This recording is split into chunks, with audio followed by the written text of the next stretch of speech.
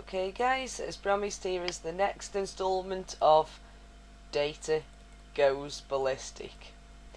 Data felt jumpy and overstimulated. His ultra-sensitive hearing picked up on everything, and he could not seem to turn down the gain at will anymore.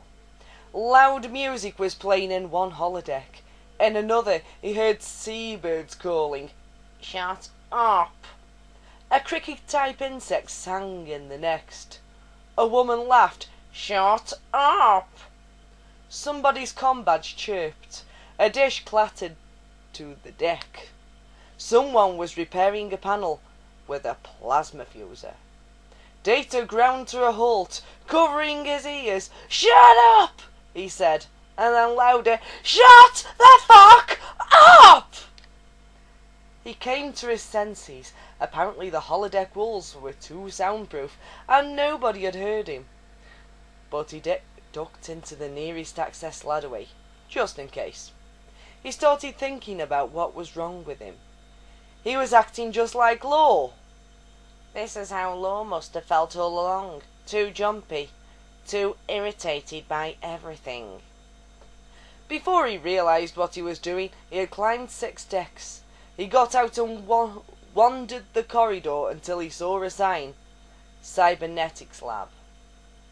That brought him to a sudden stop. Maddox. Maddox had worked here. 2 realisations hit him at the same time. Maddox was probably the only one who could help him. And he hated Maddox more intensely than he thought possible. The doors did not open at his approach, so he forced them. As he examined the pad on the first desk he passed, a shock went through his body. It was signed by Maddox himself. The little jerk must have transferred back here from the Daystrom Institute. "Calm down. Maybe he can fix you." Data blinked and saw in his mind the image of the bat'leth again. It seemed to be in his hand, and he was proceeding stealthily behind someone. Maddox. He aimed the weapon at Maddox's prissy little butt. Oh, back to reality. He read through several memory chips on Maddox's desk in the vain hope that they might tell him something useful. Computer. Location of Dr. Maddox. Dr. Maddox is not aboard the starbase. What? Where the hell did he go? Hell is not a known location on Starfleet maps.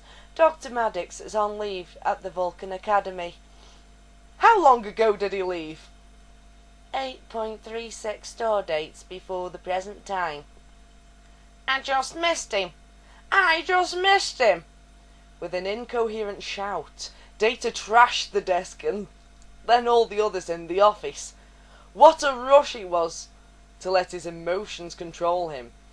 He was feeling a great sense of power, joyfully punching holes in the equipment with his fists, when he heard the security alarm. With his superior intelligence and speed still unhindered, he scratched a fine line in the floor panel with his fingernail, then kicked it so it broke exactly in half. Descending under the floor, he lowered the panel back down again, knowing the fine break would almost be impossible to see. Slithering through the life support access area, he made it into a Jeffries tube, and from there to a maintenance access near his quarters. Data chuckled. He, of course, had left no hair, skin cells, or other DNA traces. As he entered his quarters, however, his mood plummeted. There on the desk sat his salvaged holograms, including one of Spot. On the base was engraved, "Felis catus is your taxonomic nomenclature." Data turned it on and tenderly picked it up in his left hand. "It may be a good thing that you are not here, Spot," he told the image. "I do not think I could take care of you anymore." Beside where the hologram had been sat is phaser. As he looked at it, thoughts bounced through his mind, twisted by the new chip. He put down Spot and picked up the weapon, staring at it, mesmerized. Slowly, his thumb found the power dial and turned it up to full power. That will vaporize me, and most of the bulkhead behind me.